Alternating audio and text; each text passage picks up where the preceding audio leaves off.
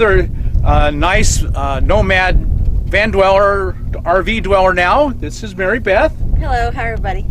And she lives in this huge RV here, you can see, and it's very, very nice. And we're going to learn all about her life. So thank you, Mary Beth, for joining us. It's a pleasure to be here. So, the first thing people want to know is how in the world did you end up in the middle of the desert living in an RV? How did that happen? Okay, I got interested in doing the traveling in the RV a couple years ago, and I started following some blogs, started following your blog, and it was very interesting, and I was like, wow, that sounds so cool to go do that. And I've always wanted to do that and got the opportunity to retire from my job and go ahead and just travel and work camp and meet people. And I decided that after I'd done my work camping for the year to come out here and take some time off to relax and meet some people and just enjoy the beautiful sights out here in West. So what was your motivation to even start looking into living in an RV? Simplicity, just being simple, less burden with having the house and everything, just being able to go different places, to see different things, not just being stuck somewhere permanently. And so you were just working, probably had a home you owned? Yes. Working a regular 9-to-5 job of some kind? 14 years working in an office, just, that's just got kind of mundane, doing the same thing over and over every day. So I got the opportunity to retire from my job and, started doing some work camping. Just did 2 work camping jobs, Adventureland and Amazon. Really enjoyed working there, and it's just been really a good adventure, just traveling the country and seeing different things. So you're probably too young to draw Social Security yet. Yeah, not quite that old yet. No, yeah. And so you have a pension? Yeah, in a few years I can. You're not even drawing it yet? No, I'm just right now, whatever I work is whatever I make.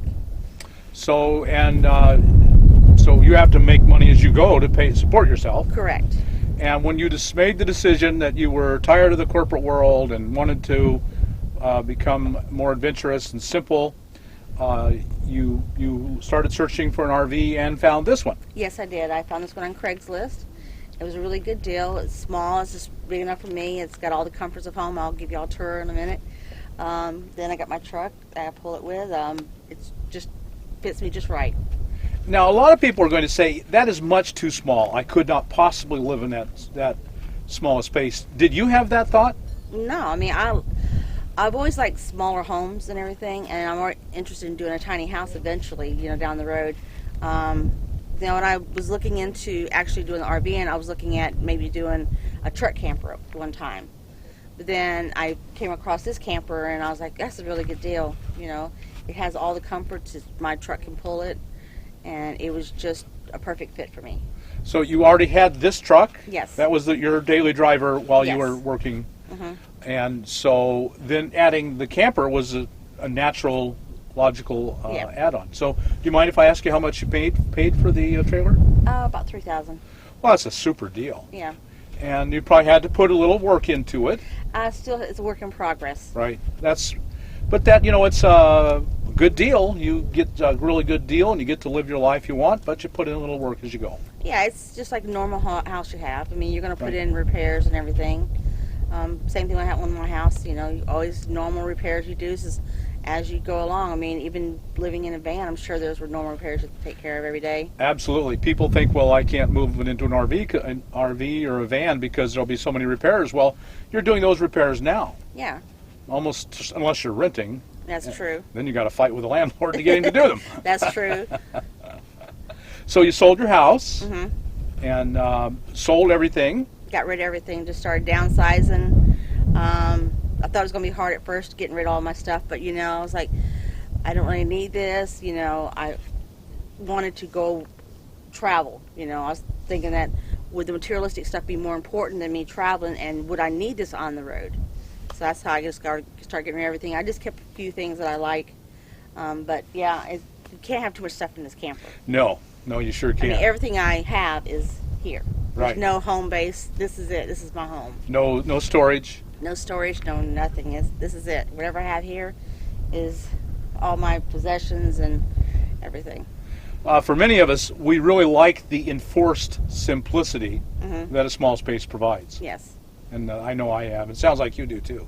Yeah, it just makes it a lot easier to have things on hand, and you have stuff that you've had for years and you just never use it, and you're like, why am I keeping holding on to this and everything? But when you're in a small space, you have to utilize everything you have, and you have to think about when you get something new, where am I going to put this at? You see something you like, oh, that would look good in here, but where would I put that at? And you got to think, well, I need to get rid of something before I do that. Right. And a new thought that comes into our lives is, how much does it weigh? Because your truck and trailer can only carry so much weight. Yeah. So the trailer is about 2,000 pounds unloaded. So that's a very light trailer. Yes, it is. I'm sure your truck just pulls it like it's not there. That's true, it does. And I have my truck, and I've got a storage unit back there, kind of like a box I have all my stuff in. In the bed of the pickup. Yeah, there's a storage box that I have. I had a neighbor built. It's kind of like a wooden box, and I put all my stuff in there. It keeps kind of in order. Right now it's a little cluttered up back there because I just came from Kentucky, and I'm still kind of reorganizing. But right now I keep the majority of my stuff in there. Kind of keeps it in order. And so you don't have an income other than what you generate on the road. That's true. But you're probably finding you can live pretty cheaply out here. Correct, yeah. Like with the work camping jobs, they most of the time they pay for, let you have a site and everything, and that takes out that expense. And even though you're not making very much, you can still save some money and, have money to go and travel. And out here, it's not costing anything to be out here. Right. To have a spot. It costs me money to get out here, but right now, no, it's not costing me anything. But I have my food and everything, and water, and my friends have been showing me different places to go and how to obtain things. So you spent some money in gas to get here. Correct. But now that you're here, you just sit. Yeah. You'll move maybe to the RTR and back, and that might be it for a long time to come. That's true. And you make friends, and they say, we're going into town, do you want us to get you something? Yeah. And you can even avoid trips into town. Yeah, usually ride with them or something, or it makes it a lot easier to do that. So your gas bill will be lower now probably than it was while you lived in a home. Correct, because your everyday commute back and forth to work and everything, expenses of that can add up.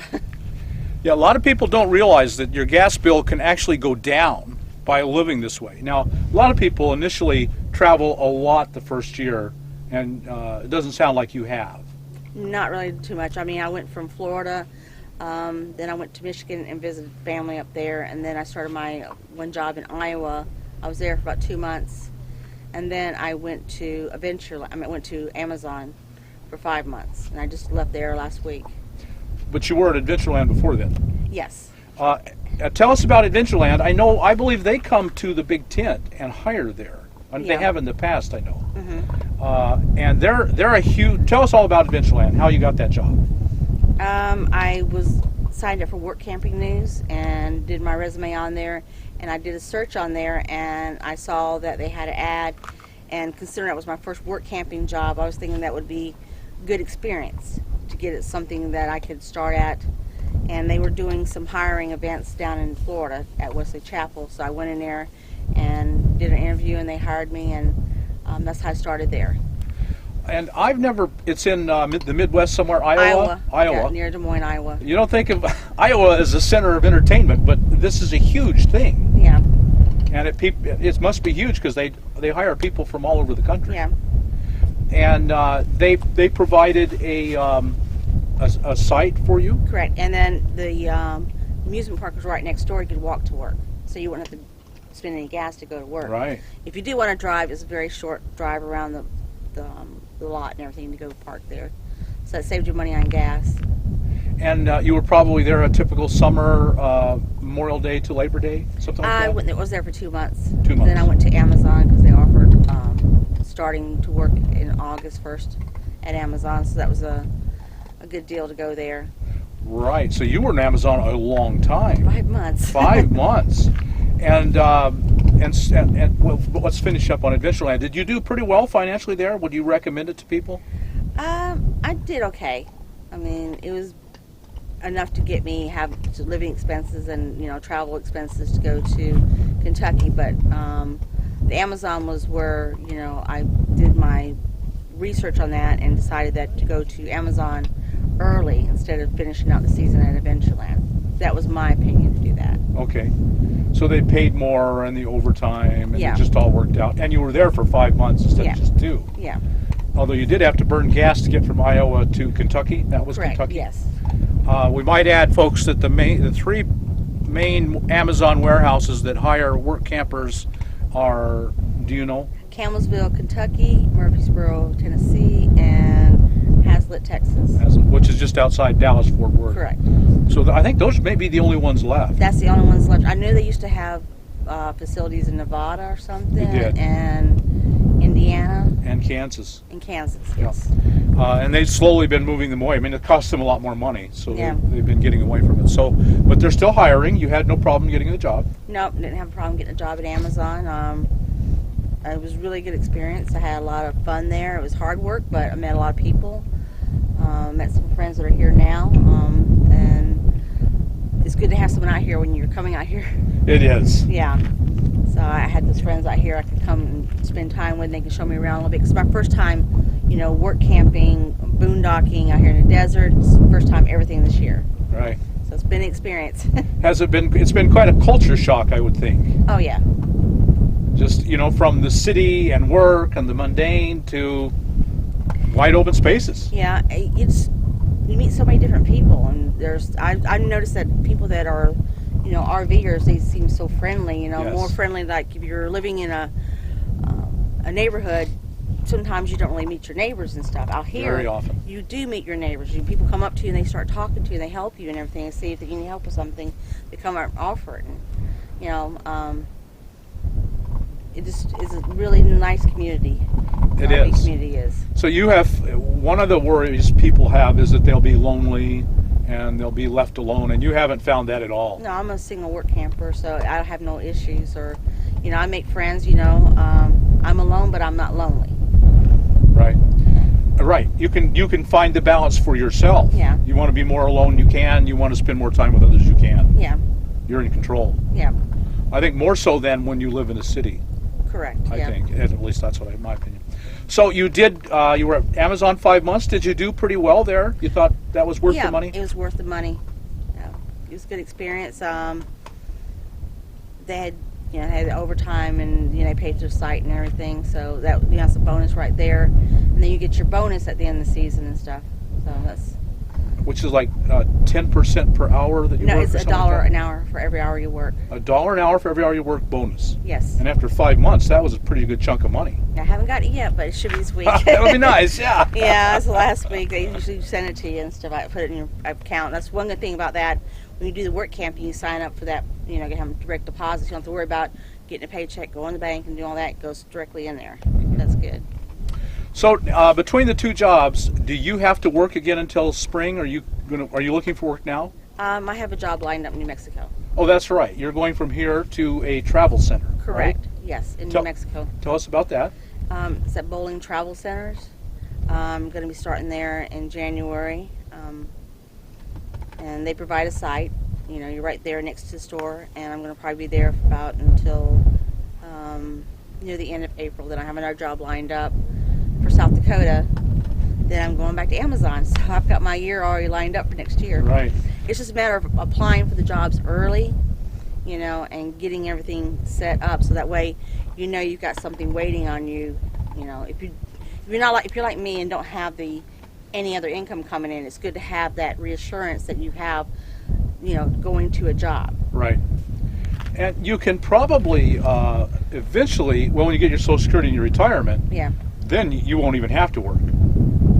Unless I wanted to. Unless you wanted to. Yeah. And then if you wanted to you had a major repair, you need new engine, new roof, you want to buy solar, then you can take the job, all that money goes towards the purchase, whatever Yeah. it is you need to do. And then I would have more selection as to where I wanted to go. I mean, Right. a lot of times right now, I've got to worry about, they paid for a site, how many hours I'm going to get. I have to worry about that now. But once I start receiving retirement income, then I'll be more likely to be taking jobs where more is exchanged for a site, going places I really want to go. Right. And no, I don't have another question. What about security? About how I feel safe on the road or anything? covered money pretty well. Okay, so a big fear that women in particular have, as solo women in particular, is fear and safety. Did you have that fear when you started out? No, I didn't. I think I had more fear where I was living at. I was living in an area where they were, started getting more crime in the area, and I felt, less safe there than I do in my camper. I mean, even though I'm on the road, I make sure I'm aware of my surroundings. Make sure where I go. If I don't feel safe, if I pull into some place, I'm going, no, I don't like this. If I'm someplace I'm safe for the night or something, if I don't like it, I'm going to go to the next place. I just don't get the feeling for it. Make sure I'm parked near where other people are at, mostly all RVers, near a store. If I'm pulling into a gas station or a truck stop, make sure I'm parked in the area where it's, I can be seen and be safe. Right. So just common sense things, really. Yeah, being aware of your surroundings. Right. Just awareness. Just being cautious. And you don't really broadcast that I'm a single woman on the road. You don't say that. Right. You kind of indicate, what I usually do. If I meet somebody that I don't really know too well, I usually say we instead of me. It kind of gives an idea that I might be with somebody. I know women who go to the thrift store, buy a size man's 12 boot, and leave it sitting outside the rig. That's another thing I've heard that you can do and stuff. Right. And a hard hat and a reflective vest up front. I mean, just little tricks that you can do. That you can make people think that you're not by yourself and anything. Right. And a lot of it is following your gut and instinct. Has that helped you? Yes, it has. Like you said, sometimes you just don't feel comfortable. Yeah, like the other night someone was telling me, oh, get on this place, you can park there, it's next to the McDonald's. I pulled into the parking lot where it was at, and I'm like, this is too dark, the parking lot's really uneven, and I just don't feel safe right here being, so I went down to the next gas station, next truck stop, and stopped there. Usually Flying J's or the Love Travel Centers or Pilot or something. You can pull in there for the night, kind of, pull in there, and you could get gas, and that way, you're actually spending money there and everything. And they're okay with it. I've never really had any issue telling me that. Haven't done the Walmart thing yet. I know a lot of people do that. They go to Walmart parking lots and spend the night. Haven't done that yet. They're all safe. You have people around, coming and going, activity. It's quite safe, so they're all work out. Yeah, I usually try to look for other RVers too. It kind of gives an indication that if I'm near them, that it's kind of like more safe, because they do look out for you. I noticed that, people, they are, oh, you need help with that. They see you have an issue, they come over and say, hey, you need some help with that, or give a little advice and stuff. So that's good. Or just even say hi to you. Mm-hmm. Yeah, it's an outstanding community, the whole nomadic RV or van dweller community. Yeah, it's like they got a little community going on, and it's really cool. Yeah. Well, Mary Beth, thank you for all that good information. I think you've really helped some people out there who are thinking about this and are undecided. I hope that I could address some, issues or any kind of questions they had. Thank you. We really appreciate it. So, do you mind if we take a peek inside your no problem. wonderful little home?